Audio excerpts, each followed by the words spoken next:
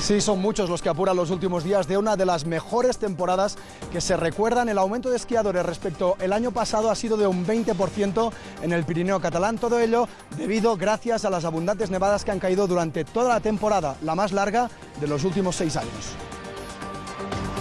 Sin duda, la mejor temporada de los últimos años. El aumento de esquiadores respecto al año pasado ha sido de un 20% en el Pirineo catalán. Han aumentado los esquiadores extranjeros, sobre todo franceses, y por tanto también las pernoctaciones. Este fin de semana, 80% de ocupación en el Pirineo catalán.